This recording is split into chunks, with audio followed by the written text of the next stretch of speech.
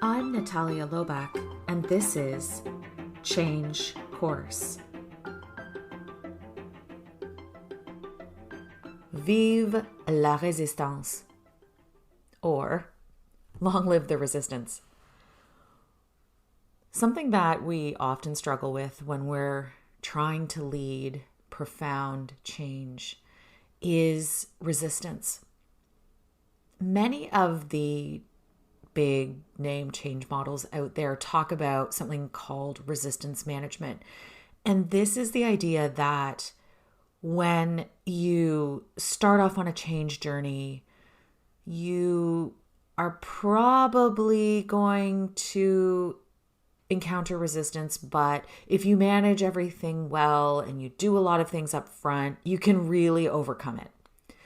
And this actually leads to quite a lot of failure and fatigue in change initiatives. And the reason why is because the resistance is really all about fighting the change. And the more you engage with the fight, the harder it gets to actually move your change forward.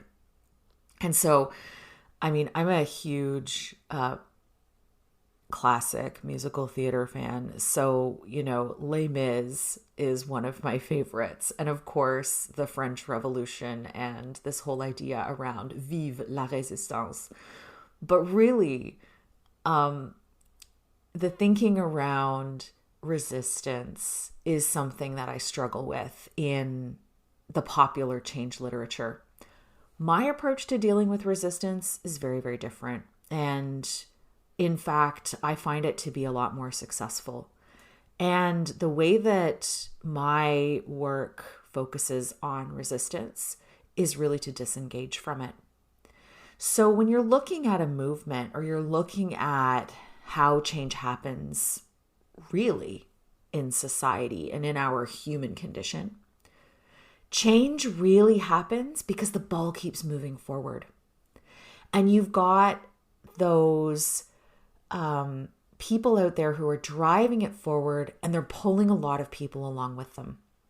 So when I think about this, I really think about something from, another school of study, the technology adoption curve. So, for those of us who also have worked in technology, you've come across this idea, absolutely. So this is when a new innovation is introduced and you have early adopters who are like your evangelists. They're going out there. They're so excited. They're getting into it. And then you have your adopters, and then you have your early majority, which is the majority. If you're looking at that bell curve and you're looking at statistics, also you want to pay attention to that. You're looking at that bell curve. The majority of your adoption is happening, that 66.6% is happening with those first four groups. So early adopters, adopters, early majority, late majority. So at that point, after your late majority, you're really on that descending curve. And what is happening there is that you've got your laggards. And these folks are the ones who are just digging their heels in. They are resisting this technology. They do not want to do it. They're the people that today still don't have at least one social media account. I know a few of them, they're out there. But really, after the big social revolution, they're still digging their heels in. The truth is that those individuals will never be converted. They're not interested. They're not going to join. They're never going to be converted. So why spend time trying to convert them? Why spend time investing in them and trying to change their mindset? The best thing to do is actually to focus on the people who are with you and forget about the people who aren't. So this might seem like a really callous way to think about resistance, but we also need to remember that choosing to be a part of change and choosing to be a part of a positive movement, it's a choice. Resistance is also a choice. And so by presenting the choices the way that they are, you're actually giving people the most possible free will that they have, and you're respecting them. You're saying, you know what, I'm not going to try to convince you. It is up to you to decide. But this is the train that we are on, and it is going in this direction. And if you don't get on it, these are the consequences. Up to you. Something we're also seeing in our present day society after 2 years of a global pandemic is this resistance happening again. And there's another idea that I want to bring in. The idea of trying to avoid these negative emotions, trying to avoid these, negative feelings. And the truth is that when you're a change leader, it's not all rainbows, unicorns, and roses. You actually have to wrestle with some pretty negative emotions and likely some very negative reactions from the people that you're working with. What this looks like is, in present day, we've been through 2 years of a pandemic. We have the opportunity to take part in the greatest innovation in preventative medicine that this world has ever seen. And there are people who are still not interested. The truth is, they will never be interested. And trying to convince them, again, is not worth our time. What is worth our time, though, is at the very end, when you get to the laggards, you get to that last 15, 10, 5% of people who do not want to adopt, tried and true and proven preventative medicine, is you introduce negative incentives. And you can see this in change efforts as well. So for example, if you're going through a large organizational change and there are people who are just not participating, maybe it's time for them to exit the organization. And sometimes they'll exit on their own, and other times you as a leader have to precipitate that exit yourself. What we're seeing with our current state is that those negative incentives are also causing a lot of really negative emotions. Organizational exits cause negative emotions as well, but they're necessary. When you see people saying, I don't want to be forced, I feel like I'm being forced, all of these things, well, it's a choice. That's where they're having to change their mind and they're feeling not great about it. But the truth is that not everybody is going to feel good about their choice to participate in change. And honestly, that's okay. We are not there to make people feel good. We aren't there to make them feel better.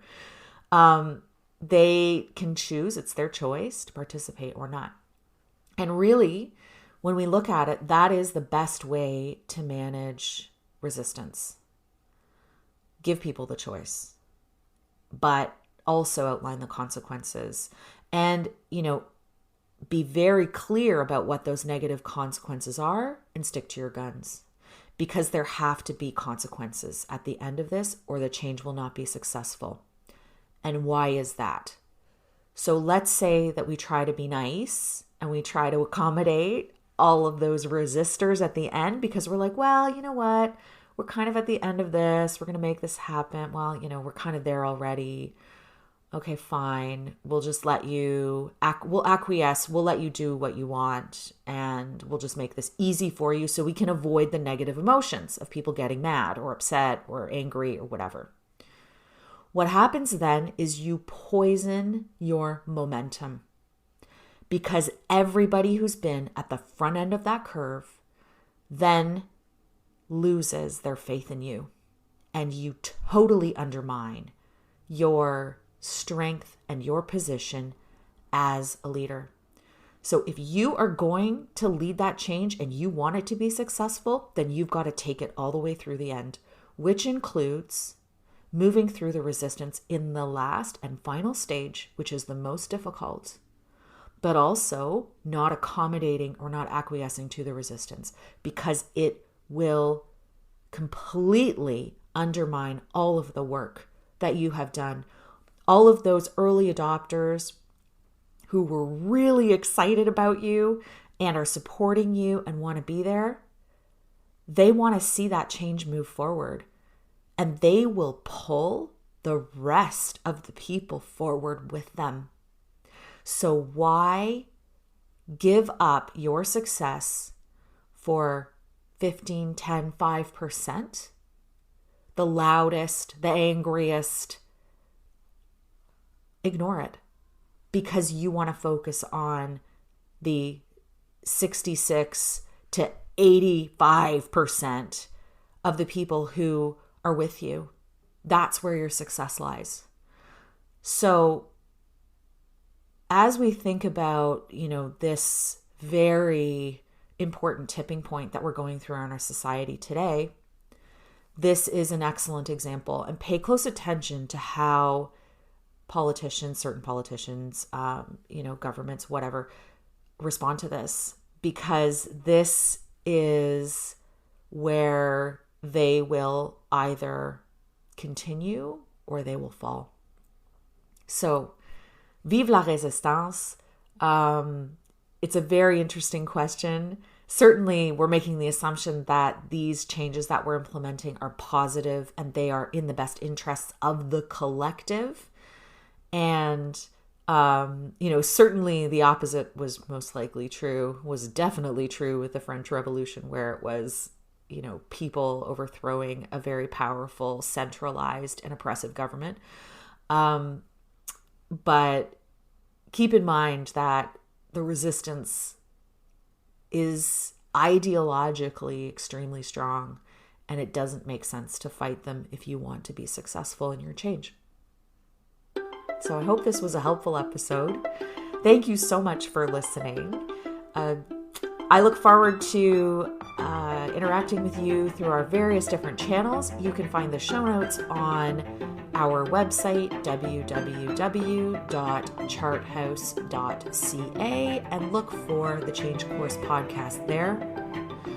You can listen to this podcast anywhere that podcasts are available. So I hope that you will enjoy these episodes, share them with people who might find them helpful. And please visit our website and sign up for our newsletter if you want to keep on top of all things change and everything that we're working on these days. I hope that you'll tune in again, and remember, it's never too late to change course.